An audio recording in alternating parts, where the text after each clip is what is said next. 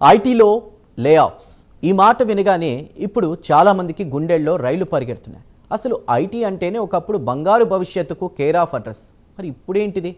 ఉద్యోగ కోతలు, నియామకాల మందగమనం, ఇదంతా ఎక్కడికి దారితీస్తోంది? ఆర్టిఫిషియల్ ఇంటెలిజెన్స్ ఏఐ నిజంగానే ఐటీ ఉద్యోగాలను మింగేస్తోందా, లేక తెర వెనుక ఇంకా ఏమైనా పెద్ద కారణాలు ఉన్నాయా? ఈ ప్రశ్నలు ఇప్పుడు లక్షలాది మంది ఐటీ నిపుణులను, ఈ రంగంలోకి రావాలనుకునే యువతను కలవరపెడుతున్నాయి.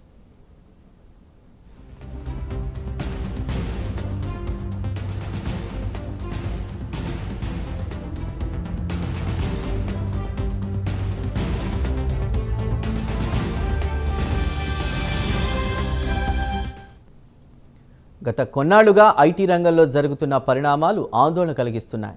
గత సంవత్సరంలోనే భారత్లో ఏకంగా 1.65 లక్షల మందికి పైగా ఐటీ ఉద్యోగులు తమ కొలువులను కోల్పోయారు. ఇది చిన్న విషయం కాదు. మైక్రోసాఫ్ట్ 15,000 మందిని, అమెజాన్ 30,000 మందిని, మన దేశీయ దిగ్గజం టీసీఎస్ కూడా 12,000 మంది ఉద్యోగులను తొలగించింది. ఇవి కేవలం కొన్ని ఉదాహరణలు మాత్రమే. ఇలాంటి పెద్ద పెద్ద కంపెనీలే ఈ నిర్ణయాలు తీసుకుంటున్నాయంటే పరిస్థితి తీవ్రతను మనం అర్థం చేసుకోవచ్చు. టెక్ ఉద్యోగాల ఖాళీలు ఏకంగా 28 నెలల కనిష్ట స్థాయికి పడిపోయాయంటే కొత్త నియామకాలు దాదాపు ఆగిపోయాయనే చెప్పాలి. మరి దీనికి కారణం ఏంటి?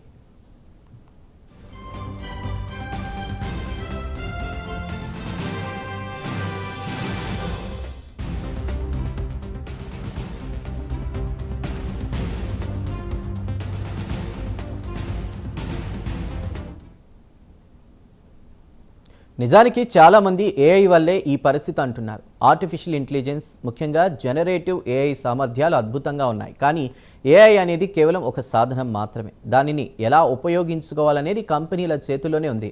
భారత ఐటీ కంపెనీల వ్యాపార నమూనాలో కొన్ని లోపాలు మొదటి నుంచి ఉన్నాయనే వాదన ఉంది. మనం ప్రధానంగా తక్కువ ఖర్చుతో కూడినటువంటి మానవ వనరులను అందించడంపైనే దృష్టి పెట్టాం. నూతన ఆవిష్కరణలు, రీసెర్చ్ అండ్ డెవలప్మెంట్ దానికి సంబంధించి పెద్దగా పెట్టుబడులు పెట్టలేదు. ఇక క్లయింట్ల అవసరాలకు తగ్గట్టుగా ఉద్యోగులను నియమించుకోవడం, ప్రాజెక్టు పూర్తయ్యాక వారిని పక్కన పెట్టడం, ఇదొక సాధారణ పద్ధతిగా మారిపోయింది. ఇక ఇప్పుడు ఏఐ ఆ పాత నమూనాను దెబ్బతీస్తోంది. గ్లోబల్ డిమాండ్ మందగమనం కూడా ఒక పెద్ద కారణంగా చెప్పుకోవాలి.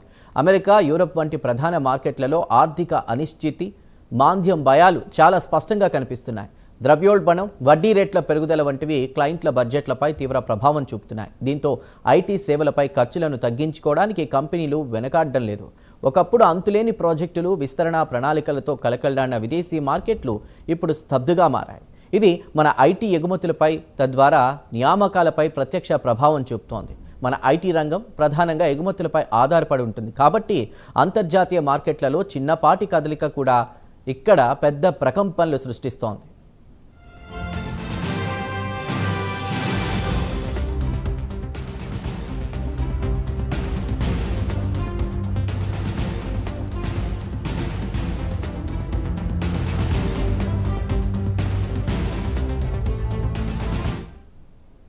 అయితే ఇక్కడ మరో వాదన కూడా ఉంది.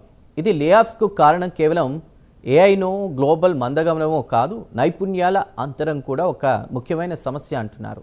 AI, cloud computing, data science, cyber security వంటి కొత్త టెక్నాలజీలు శరవేగంగా అభివృద్ధి చెందుతున్నాయి. మన ఐటీ ఉద్యోగులు ఆ నైపుణ్యాలను అంత వేగంగా అందిపుచ్చుకోలేకపోతున్నారు.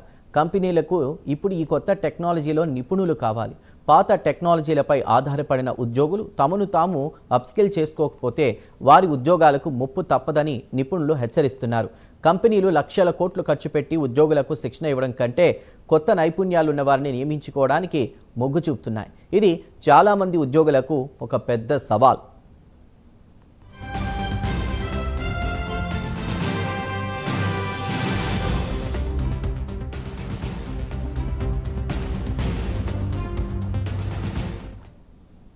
ఒకప్పుడు ఐటీ ఉద్యోగం అంటే జీవితం సెటిల్ అయినట్టే అనుకునేవారు. మంచి జీతం, విదేశాలకు వెళ్ళే అవకాశాలు, సాఫ్ట్ లైఫ్ ఇవన్నీ ఉండేవి. కానీ ఇప్పుడు ఆ పరిస్థితులు పూర్తిగా మారిపోయాయి. నియామకాలు నిలిచిపోవడం, ఫ్రెషర్లకు అవకాశాలు లేకపోవడం, అనుభవజ్ఞులకు కూడా ఉద్యోగాలు కోల్పోయే భయం, ఇదంతా యువత భవిష్యత్తును ప్రశ్నార్థకం చేస్తోంది. క్యాంపస్ ప్లేస్మెంట్లు కూడా గణనీయంగా తగ్గిపోయాయి. ఇంజనీరింగ్ కాలేజీల నుంచి ఏటా లక్షలాది మంది విద్యార్థులు బయటకు వస్తున్నారు.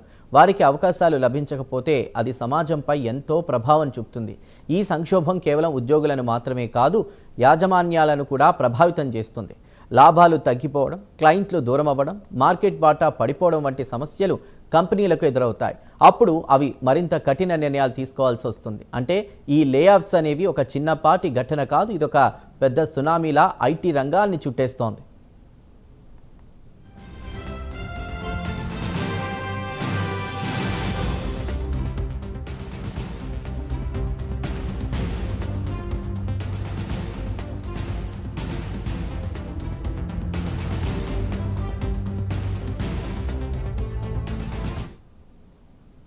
అయితే ఈ పరిస్థితికి ఒకే ఒక్క కారణాన్ని చూపించడం సరైంది కాదు. అనేక అంశాలు కలిసి ఈ సంక్షోభానికి దారితీశాయి. కోవిడ్ మహమ్మారి సమయంలో డిజిటల్ ట్రాన్స్ఫర్మేషన్ వేగం పుంజుకుంది. అప్పుడు ఐటీ కంపెనీలు భారీగా నియామకాలు చేపట్టాయి. అనేక మంది ఉద్యోగులకు రెట్టింపు జీతాలు ఇచ్చి ఆకర్షించాయి. కానీ కోవిడ్ తర్వాత పరిస్థితి మామూలు స్థితికి వచ్చేసరికి ఆ డిమాండ్ తగ్గింది. కంపెనీలు అంతకు ముందు చేసిన అతి నియామకాలు ఇప్పుడు వారికి భారం అవుతున్నాయి. తాజాగా వాటిని తగ్గించుకోవడానికి లేఆఫ్స్ను ఒక మార్గంగా చూస్తున్నాయి.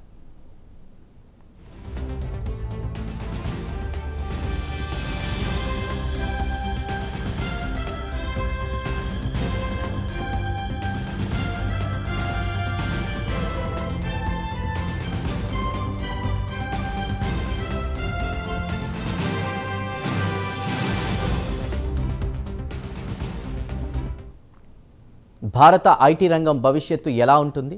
లేఆఫ్స్ అనేవి తాత్కాలికమేనా? చాలామంది నిపుణులు ఇది ఒక పెద్ద మార్పుకు సంకేతం అంటున్నారు. పాత పద్ధతులతో, పాత నైపుణ్యాలతో ఇకపై ఐటీ రంగంలో మనుగడ సాగించడం కష్టం. ఆటోమేషన్, ఏఐల కారణంగా రొటీన్ జాబ్స్ పూర్తిగా కనుమరుగవుతాయి. మానవ నైపుణ్యాలు కేవలం విశ్లేషణాత్మకమైన, సృజనాత్మకమైనటువంటి, వ్యూహాత్మకమైనటువంటి పనులకే పరిమితం అవుతాయి. అంటే ఐటీ ఉద్యోగులు తమను తాము నిరంతరం అప్డేట్ చేసుకోవాలి, కొత్త నైపుణ్యాలను నేర్చుకోవాలి, లేకపోతే వారికి భవిష్యత్తు ఉండదు. ప్రభుత్వాలకు కూడా ఒక పెద్ద సవాలే ఇది. ఐటీ రంగం నుంచి పెద్ద సంఖ్యలో ఉద్యోగులు బయటకు వస్తే వారికి ప్రత్యామ్నాయ ఉపాధి అవకాశాలను కల్పించడం ఎలా? విద్యారంగంలోనూ మార్పులు తీసుకురావాలి. ఇంజనీరింగ్ విద్యలో కేవలం సిద్ధాంతాలకే పరిమితం కాకుండా ఆచరణాత్మక నైపుణ్యాలపై, కొత్త టెక్నాలజీలపై దృష్టి సారించాలి. లేకపోతే ఏటా లక్షలాది మంది ఇంజనీర్లు డిగ్రీలు పట్టుకుని నిరుద్యోగులుగా మిగిలిపోతారు. ఇది దేశ ఆర్థిక వ్యవస్థపై, సామాజిక వ్యవస్థపై తీవ్ర ప్రభావం చూపుతుంది.